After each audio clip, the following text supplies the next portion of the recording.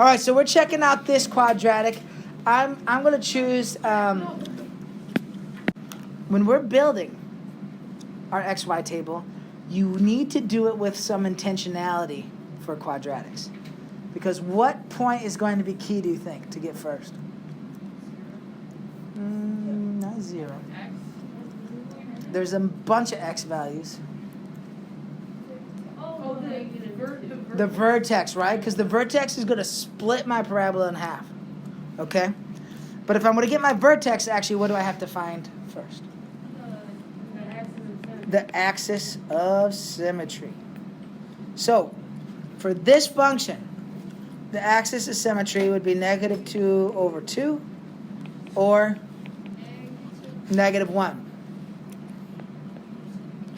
Which means my vertex is going to be negative 1 something.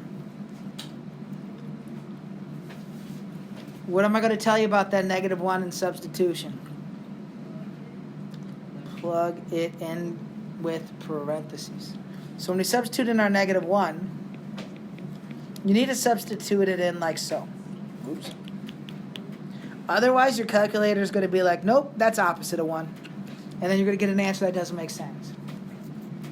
So let's roll through this. What's negative 1 squared? 1. Plus negative 2.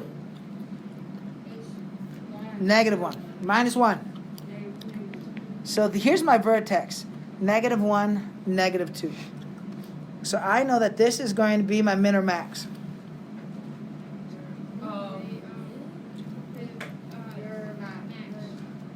I'm hearing some of each. Minimum. How are we supposed to know that? Minimum, because it's the axis. A value is positive. Look at our leading coefficient. It's positive, which means it opens up. If it opens up, my vertex has to be at the bottom. So minimum. I know lots of stuff by looking at this. I know I got a y-intercept of negative 1, too.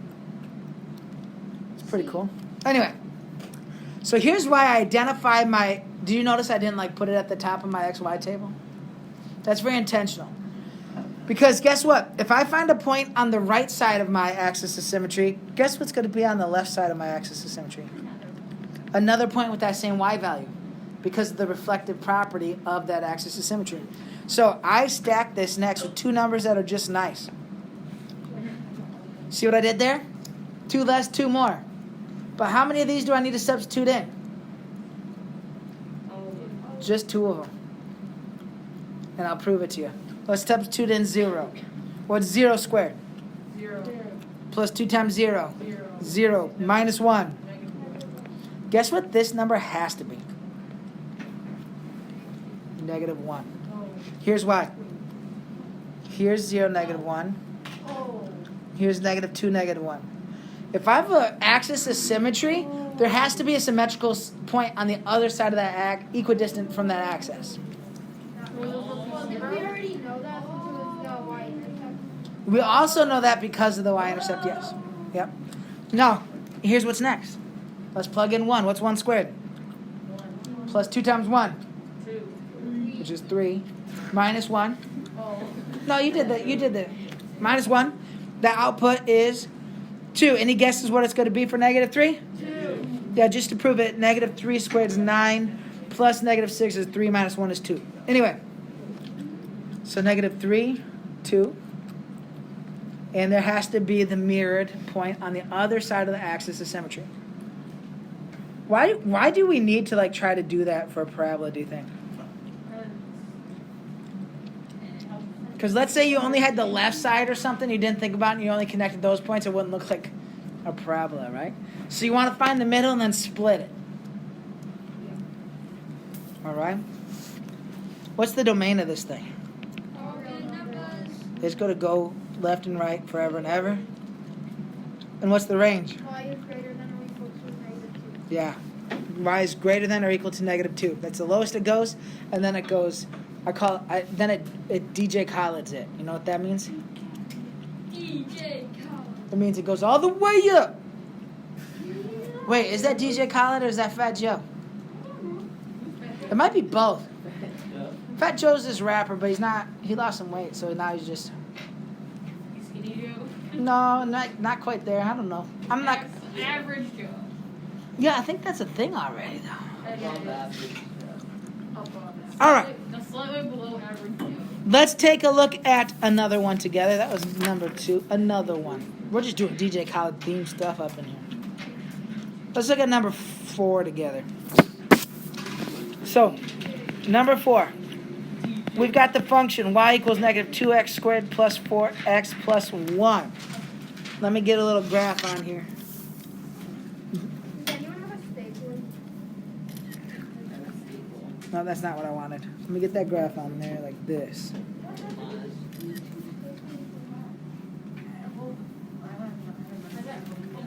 Okay. It's not square, but whatever. So I'm trying to make this XY table to have points to graph. What's the first point I need to focus on to make a graph? The vertex. Why can't you just put in the y-intercept right away? Well, I know what the y-intercept is, but I need to find the middle so I can split it evenly. Okay? So the vertex is going to be negative b over 2a. Negative 4 divided by negative 4 gives me a vertex of 1. So x is 1. I know my vertex has 1 as my x value. To get my y value, I'm going to plug 1 in for x. Okay? So, 1 squared, 1 times negative 2. So negative 2 plus 4 plus 1. What is that? 3. So my vertex is that point right there, 1, 3. So I know that has to be my vertex, and I know that this has to be my axis of symmetry. Okay? Is my vertex going to be my max or my min? Max, right? That leading coefficient is negative, it's going to be downward, okay? So now that I have my point 1, 3 for my vertex, I'm going to stack both sides of this. Now you could stack anything. You get to pick domain and range, but just like make it easy on yourself, okay? Like little numbers that are each 1 away, if you can. One thing that might happen though is if you had a half in there to do some computation with, maybe you want to mess with even numbers. So you could go like 2, 4, what, I don't know, up to you. Anything works as long as you stack it evenly. So next, let's do Sam's favorite. You ready, Sam? Let's substitute in 0. If I substitute in 0, what does it pump out? 1. That's the y-intercept, right? 0, 1. Well, if I substitute in 2, what does it have to pump out then? 1. Has to. If you don't believe me, 2 squared is 4 times negative 2 is negative 8. Plus 8 is 0, plus 1 is 1. Okay?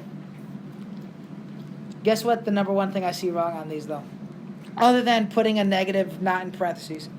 I got people that'll multiply here first sometimes. Don't do it, man. No. You got to exponent first. Anyway. Excuse my dear Aunt Sally. Let's substitute that negative 1 next, just for fun. Jack, this is a GEMS classroom. Huh? Can't believe it. Jack. It was Jack, right? GEMS, man. GEMS. Please excuse me. Yes. Remember, we crossed it off. And we said, no. Anyway, it's all right. You can rock it if you want. Let's substitute a negative 1 for fun. When you write this in your calculator, or if you write it on paper, I suggest you write in parentheses because negative 1 squared is different than the opposite of 1 squared. Negative 1 squared is 1. 1 times negative 2, negative 2. That's going to be minus 4 plus 1. That's going to pump out a negative 5 for both of those. Okay? Make sure you're substituting in negatives with parentheses. Otherwise, it's not going to be right. So let's plug in these things. I got a 0, 1. It's a max. Yep. And we got a negative 1, negative 5. Is it always a dotted line? Well, if it's an axis of symmetry, it's a reference point, so we do the dot just saying this is it, but it's not actually like part of the graph, right?